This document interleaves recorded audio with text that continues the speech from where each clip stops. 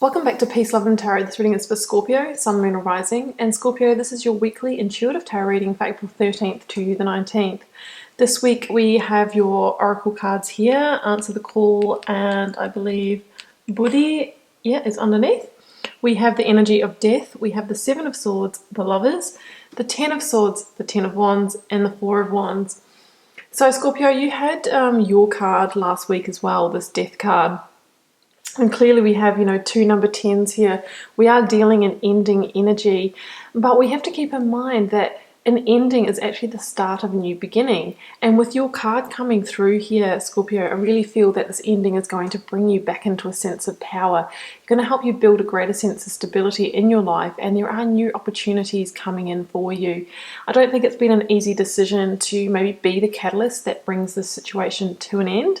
However, I feel it's an inevitable for you to complete this in order to get to your next cycle that's going to have you answering a much deeper call in your life.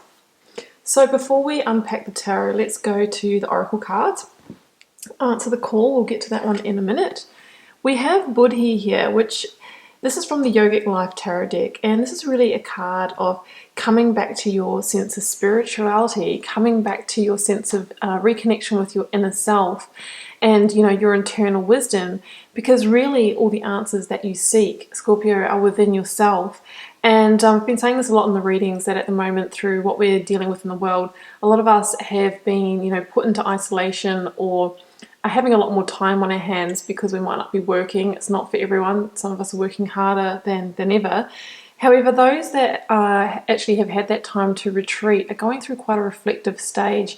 And it's when we reflect and, dig deeper that we kind of start reconnecting with the portal of the heart. And we can only hear the wisdom of the body when we are in that stillness, when we're in that silence. And I think a lot of people are maybe coming up against truths from their higher self that they may have been squashing down for some time.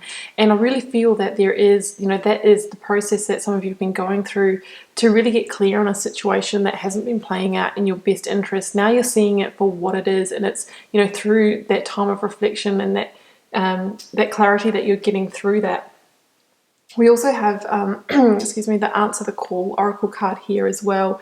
So I feel that the situation is coming to light for completion, because there is a deeper call that that you need to answer. There is a soul path that you need to get on. Maybe the situation has had you take a little bit of a sidestep from your life's purpose.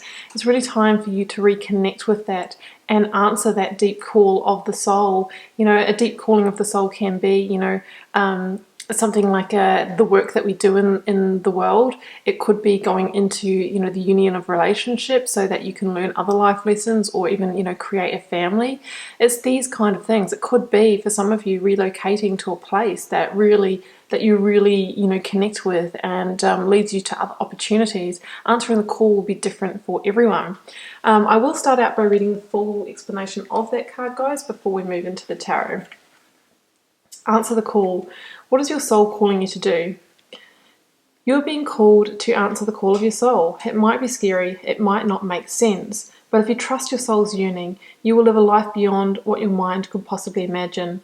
Answering your soul's calling is not a one-time thing, rather a lifelong dance. Deep down you already know what you long for, what your soul yearns for.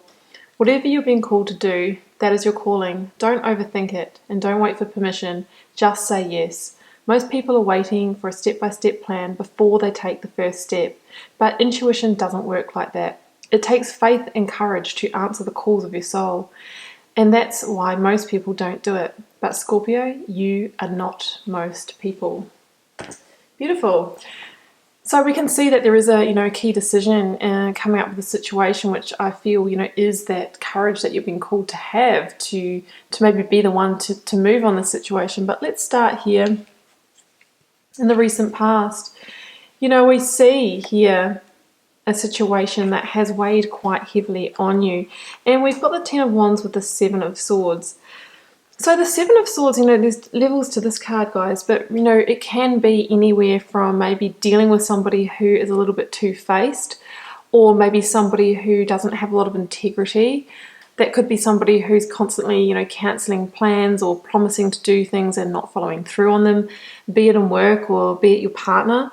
It can also be someone who is actually, taking from you. It could be, physically, financially.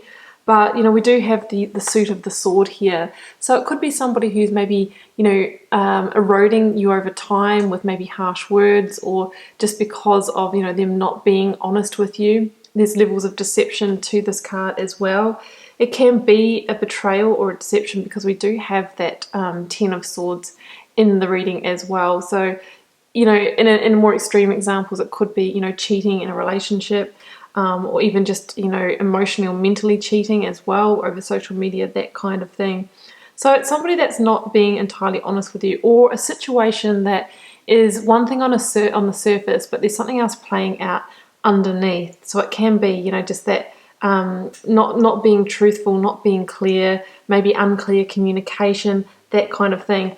And I feel like you've known that for a while, and that's why we sort of have the card of, burden or weight here with the Ten of Wands, because the Ten of Wands is about a situation that kind of weighs heavily on you. It's like feeling like you've got the whole world on your shoulders. And I think that's because you've kind of known there's something going on, but potentially you haven't known the full extent of it. And you realize you're in something. Maybe you've got feelings for a person, maybe you're in a relationship with them, or maybe you're really tied up in a work situation with them, and then you sort of think, actually, I don't think this was a good idea in the first place. So it's really time to release those wands, because the thing is that they're weighing you down, and when things weigh you down over time, they can suck your vital energy, and they can lead to fatigue. We do see that in the Ten of Swords. It can be kind of burnout and that sort of thing from stress-related issues. The Ten of Wands, you can also see that the situation is probably taking up a lot of your energetic space, because here we see somebody who's carrying that load as they go about their day on the well-worn path, but it's kind of pushed this person into autopilot, and because of that, he or she can't see, other pathways that might be opening up around him or her. Is only able to kind of, go with the, the set out plan, what she knows. So the idea is that the situation is potentially really clouding your metaphorical vision, and definitely clouding you from answering any deeper calls in your life or hearing your inner wisdom. So it's really important that it is released, so that you can, that you can shine brightly and you can get on with your life's mission.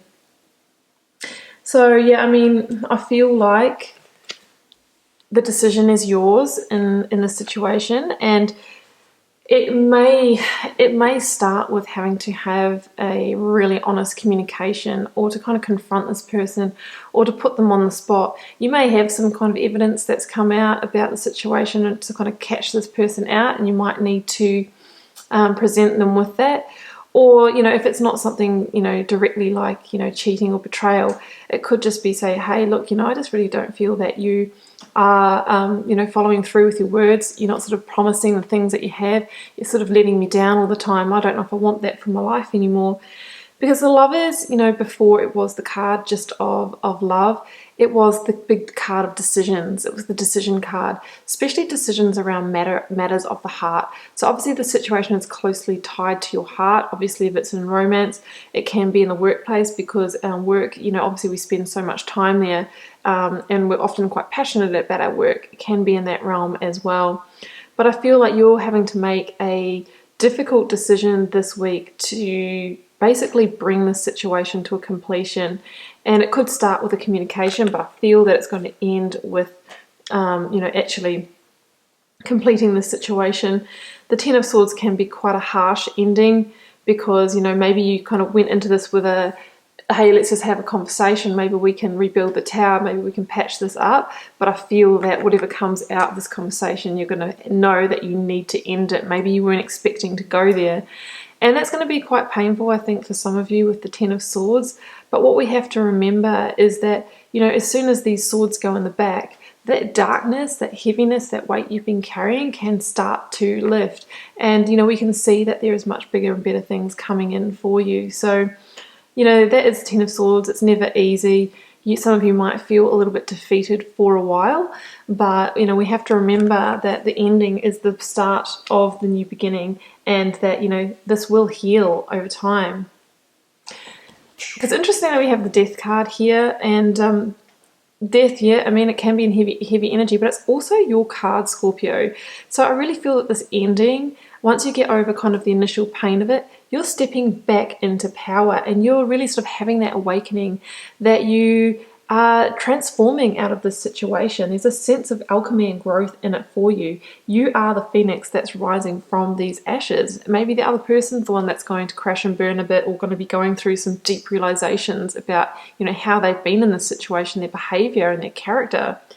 Because death is the energy that comes in to clear the slate. And from a clear slate, we can rebuild something entirely new, something much more aligned with us, something that answers the call of our soul.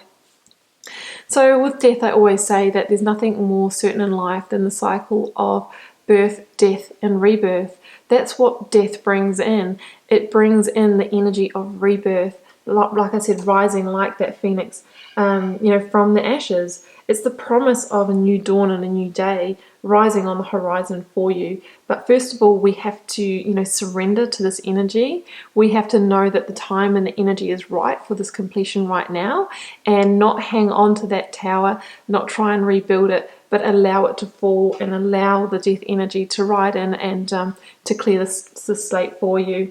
And that's why, the child here just looks death in the eye, because he or she probably doesn't really know that, there can be a lot of pain and hurt associated with it. Whereas the adult here has probably gone through these cycles before, and is kind of feigning away from it because they know, oh, this is not going to be easy. This is going to hurt. There's going to be pain associated with this. But remember, the ending is the start of the beginning. We can't get to the next round of good stuff until we let that go. And where are we heading, Scorpio? Well, look at this. We have the Four of Wands, and I drew a second card for that, and I got the Page of Pentacles. So there is absolutely new opportunities on the horizon for you, out of this rubble, out of this rising as that phoenix. So, for example, the Page of Pentacles can be a messenger. So it could be someone coming in, potentially earth sign, so Aries, so not Aries, that's fire, Taurus, Virgo, or Capricorn. It doesn't have to be, it can just be somebody who's coming in to offer you some kind of stable opportunity. It can be in finance with Pentacles, because Pentacles are obviously our suit of material, tangible, resources.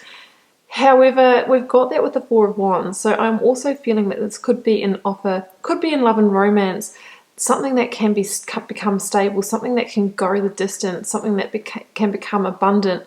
Obviously, that also stretches into, new job opportunities, new business, and that kind of thing as well. So definitely be on the lookout for those opportunities. With Pages, he holds the Ace of Pentacles. So this is the seed of opportunity. So we really need to be on the lookout for those and make sure we seize the moment and actually put the work in to, nurture and expand those opportunities. So taking inspired action if opportunities come our way in the near future.